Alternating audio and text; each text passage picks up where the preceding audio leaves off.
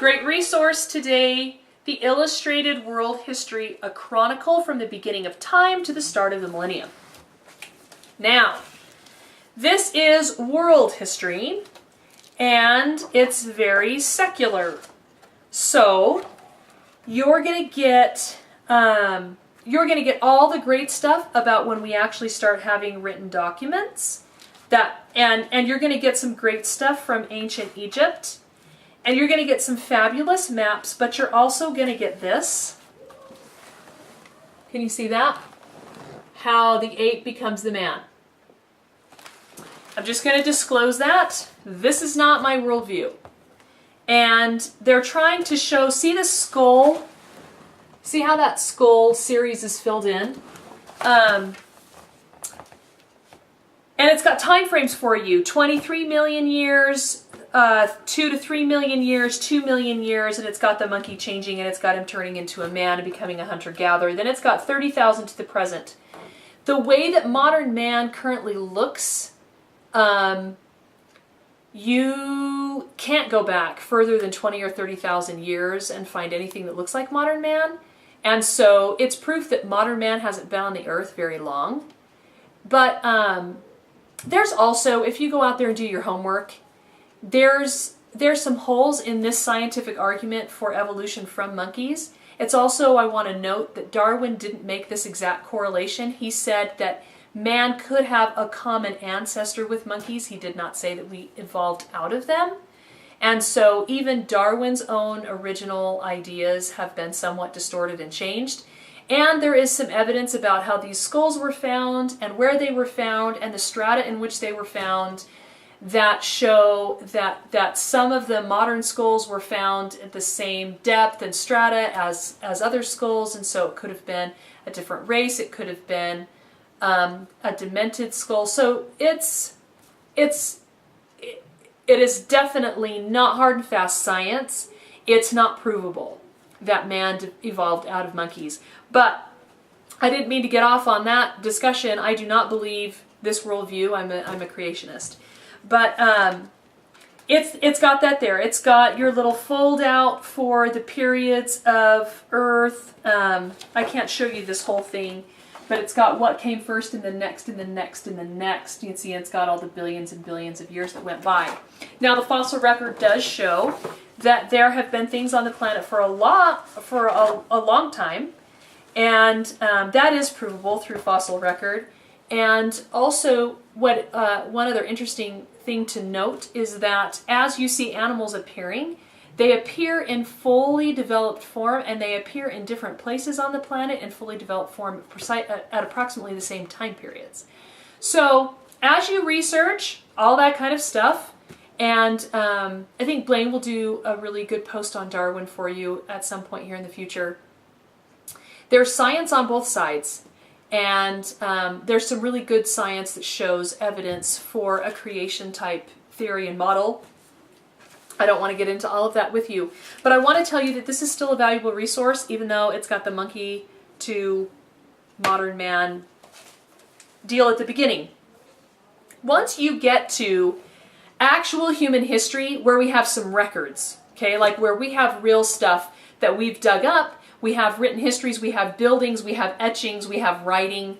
Another thing that's important to note is that civilization as it is doesn't develop over time. Another thing that scientists don't have is they don't have a whole series of, and this was man at this place when he didn't have these skills, and here's man developing his ability to write and communicate and all that kind of stuff.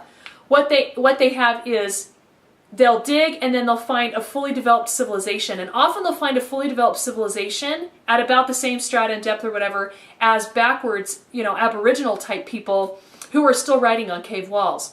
So just like today, even in the last 150 years, there's been really Aboriginal people in Austria and other places that we've gone in and found in jungles that live much like the hunter-gatherer type model, side by side with civilization, and as far as we can track back man, that's what we find. So what you have is full-blown civilizations with already developed language that are communicating and writing things and drawing pictures and all that kind of stuff, and have buildings and can construct things and barter and trade and all that kind of stuff. So they've got some maps. They've got ancient Greece. Ancient Greece is basically the earliest stuff that we've got really evidence about civilizations happening. That and there's some Middle Eastern stuff. I guess there's some stuff that's simultaneous. It's not just, there's stuff in Africa too. There's stuff that's simultaneous with ancient Egypt. But we have, you've got your Hammurabi stuff and all that kind of thing. This is really interesting. It's called the Dawn of Civilization. You'll see it there. 4000 BC. So a 6,000 to 7,000 year model of man on the earth is actually a pretty decent model, because that's when you suddenly have civilizations in multiple places on the planet with people building buildings. They're harnessing animals. They have some kind of written and oral language. They're creating things, pottery, all that kind of stuff. And you've got that. And I love how this one is laid out. Let me show you one more time. You see the color code there? How it starts out yellow and then orange and then blue. It's really fabulous. This is where, of course, Dawn of Civilization, based on my worldview and the model that I believe, is this is fantastic. So starting on this page, it becomes a really valuable resource for me. I showed you another timeline chart that I use that especially has a lot of biblical stuff in it.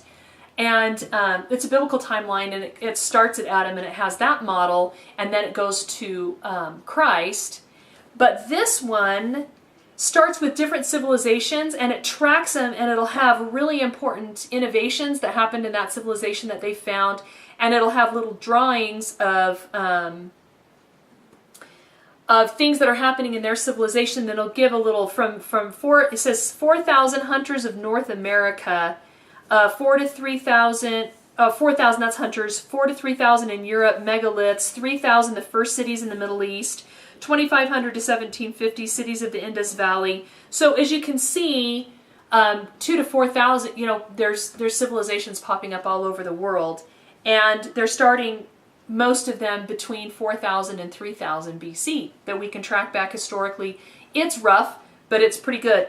And so you can see what's happening in these different civilizations simultaneously, which is so fantastic. It's even more in depth. It's got the Americas on it, which I don't think the other one has, and it's got a really good middle line on the Middle East, Africa, Mesopotamia, and Egypt, and then it's got Asia. So it follows them along, and it's got the years along the top, and it comes all the way forward, and then it will have all these inserts, and it'll give you great stuff like this is Greek names and Roman names for the gods, as you get into really full-blown civilization with lots of writings. Now we've got Plato and Aristotle and all that good stuff in the West, and it's got a ton of information there, what's happening in Europe and Greece and Rome and the Great Wall of China and all that kind of stuff. And then it's got some drawings of the ancient buildings and what they think the Roman Empire would have looked like, and some pottery from the time period.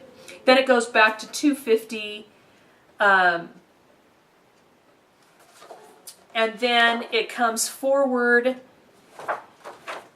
It takes you all the way up to 100, and that would be, the Christ period. That is left out, but then you can use your other time chart if you've got both of these, which I use them together, and then you come all the way forward, and you've got the nomads, and you've got all these great stuff, and then you get to 1300, and it's got another full-blown page, and we get into really the medieval period in Europe, and it's got all of the major civilizations, but it focuses on the West a little more heavily, which I kind of like. Then it's got this awesome map in the center here of what's going on in different places. It's got these maps here. And then it goes back to 1400, and it comes through 1600, and it goes more slowly now because we have more history and we have more written documents and we know more what's going on. Then it's got an insert again talking about the plague, and then it comes forward, has another page insert. Then it's got the modern world from AD 1500, and it shows you all the different countries and what they're called. And it's got a lot of information on the last 200 or 300 years with a lot of pictures inserted and drawings and maps and good stuff like that. It is a fantastic reference, and I really think that you ought to own both of these timelines and have them both in your house so that you and your kids can quickly run and see, oh, what was happening at the same time this was happening, and look at that. It helps history come to life when you see it in a map form and you see the timelines and you have little write-ups and you can see what was happening in other civilizations. So this is published by, and it's not the only one out there, I'm just going to recommend you get one, but this one, I can't even find publication information. I don't know. You can see what it looks like and I'll post a picture. The Illustrated World History, and this is published in '99 by Christos Konditis Designs Limited. I don't know. And it shows you the key to all of them. But this one is called the Illustrated World History. Big old thing with fold-outs and lots of visuals, which I really, really like, and seeing what's happening in different civilizations at the same time. So, get a timeline and get the maps and pull it out when you're doing your history because it will bring it to life and make it so much more fun. Pass this on if it's been helpful. See you next time.